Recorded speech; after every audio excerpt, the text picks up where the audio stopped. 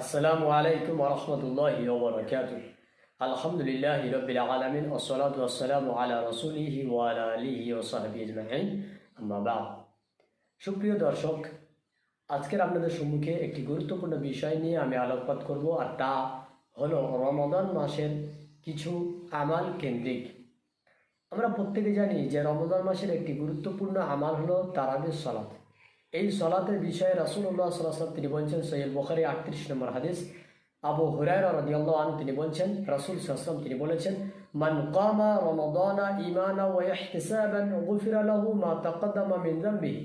যে ব্যক্তি রমাদান মাসের রাত্রিতে তারাবির সালাত আদায় করবে ইমানি অবস্থাতে নেকির উদ্দেশ্যে, আল্লাহ সুবহানাহু ওয়া তাআলা তার পিছনের সমস্ত গুনাহ সমূহকে মাফ করে দিবেন, অর্থাৎ ছোট গুনাহ সমূহকে মাফ করে দিবেন। তাহলে নিশ্চিত এই রাতে তাহাজ্জুদ পড়ার, এই রাত্রিতে তারাবি পড়ার গুরুত্ব অনেকটা ভিন্ন, যার মর্যাদা আমরা বুঝতে পেরেছি হাদিসের মাধ্যমে।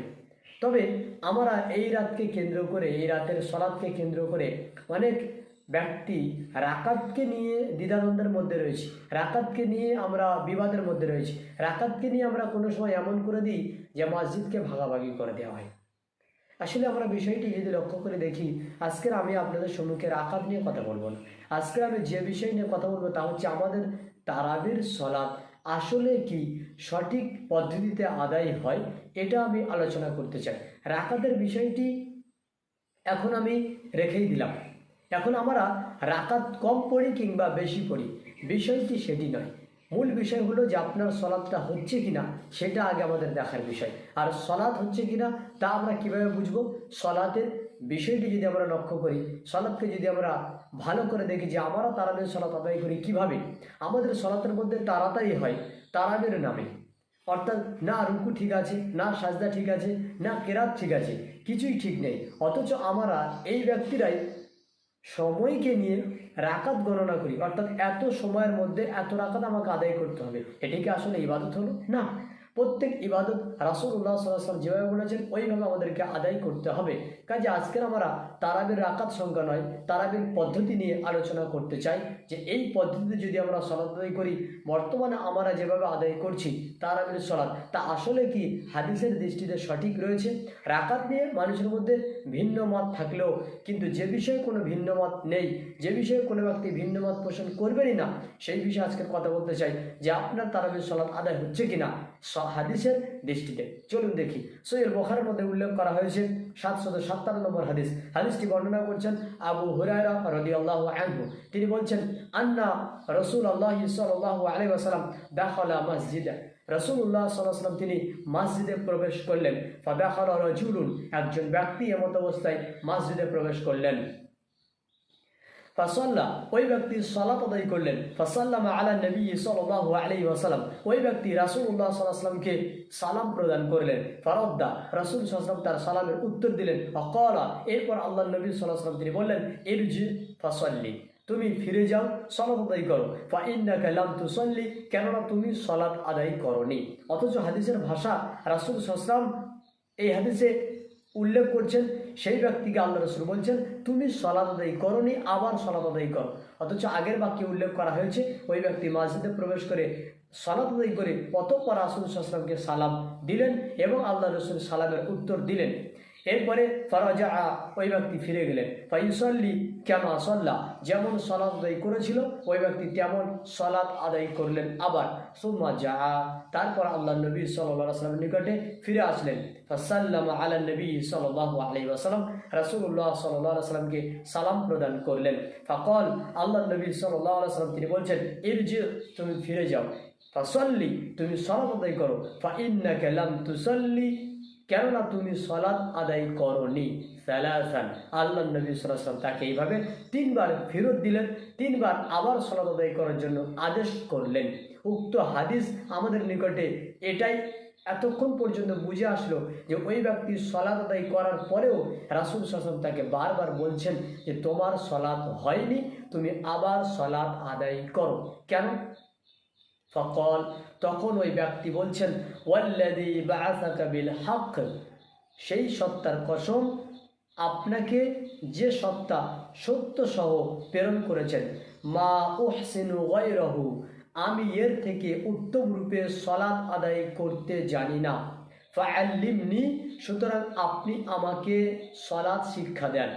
তখন রাসূলুল্লাহ সাল্লাল্লাহু আলাইহি ওয়াসাল্লাম ওই ব্যক্তিকে বলছেন, ইযা কুমতা ইলা সলাতি ফাকাব্বির, যখন তুমি সলাৎ আদায় করবে তখন তাকবীর দিবে, অর্থাৎ আল্লাহু আকবার বলে সলাৎ শুরু করবে। সুম্মা ইকরা মা তায়াসসারা মাআকা মিনাল কুরআন, তারপরে কোরআন হতে তোমার যা সহজ সাধ্য কেরাত রয়েছে তা তুমি তেলাওয়াত করবে। তারপর তুমি রুকু করবে, হাত্তা তাতমাইন্না রাকিআন, যতক্ষণ পর্যন্ত না তোমার রুকু পরিপূর্ণ হয় ততক্ষণ তুমি রুকুতে থাকবে। তারপর তুমি রুকু থেকে মাথা উত্তোলন করবে, হাত্তা তা'দিলা কাইমান, এবং তুমি মাথা উত্তোলন করে সুন্দর করে যতক্ষণ না দাঁড়াচ্ছ ততক্ষণ তুমি দাঁড়িয়ে থাকবে।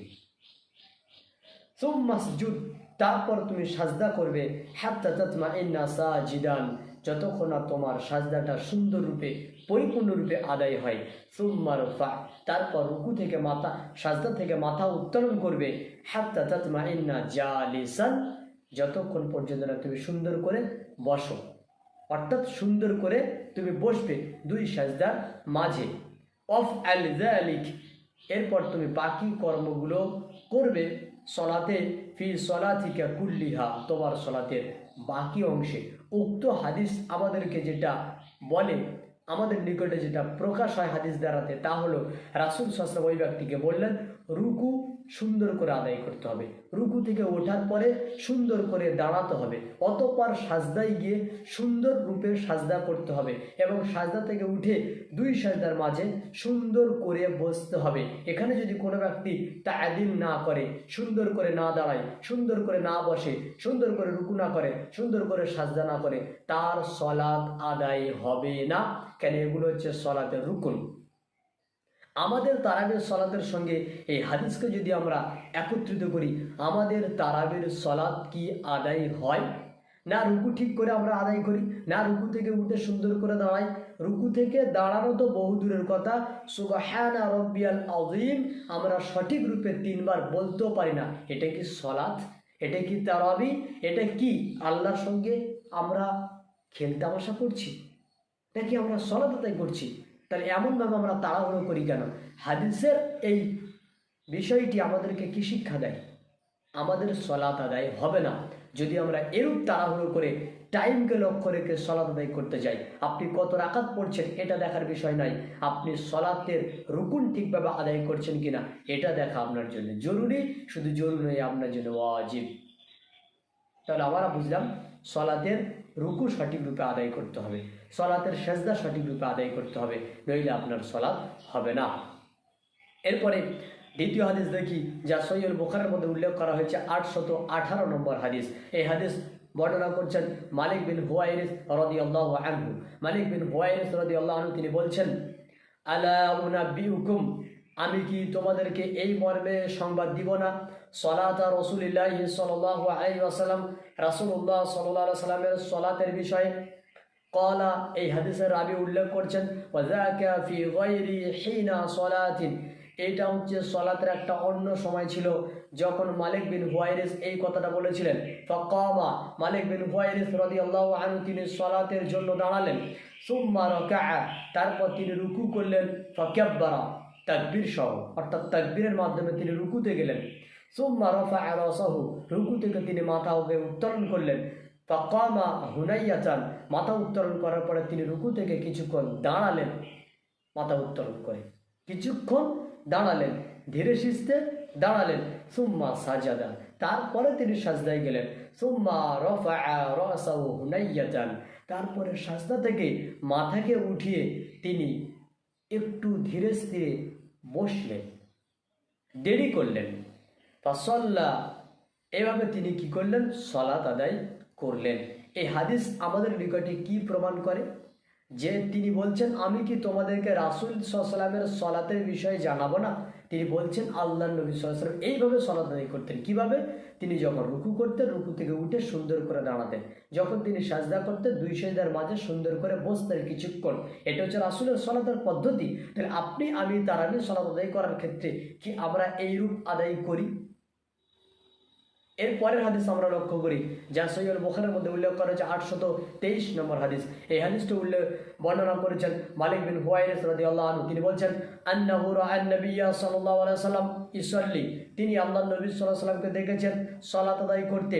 ফাইদা কানা ফি উতর, রাসূল সাল্লাল্লাহু আলাইহি ওয়াসাল্লামের সালাতের রাকাত যখন বেজোড় থাকতো, মিন সালাতিহি, যখন তার সলাতের বিজোড় অংশ থেকে তিনি জোড় অংশের দিকে পৌঁছাতেন, লাম ইয়ানহাজ হাত্তা ইয়াস্তাউয়া কাঈদান, অতক্ষণ তিনি দাঁড়াতেন না যতক্ষণ না তিনি সুন্দর করে বসতেন।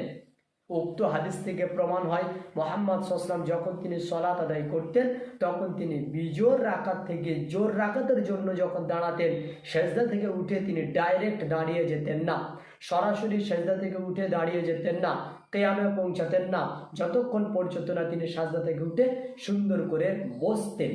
আমরা আজকের এই হাদিসের ভিত্তিতে যদি দেখি যে আমাদের অধিকাংশই মসজিদগুলোতে, অধিকাংশ মসজিদের মুসল্লি এবং ইমাম সহ বিজোড় রাকাতে দুই সাজদার পরে দ্বিতীয় রাকাতের জন্য যখন দাঁড়াই তখন আমরা বসি না, আমরা ডাইরেক্ট সাজদা থেকে দাঁড়িয়ে যাই। এটা রাসূল সাল্লাল্লাহু আলাইহি ওয়াসাল্লামের পদ্ধতির সম্পূর্ণ বিরোধী পদ্ধতি।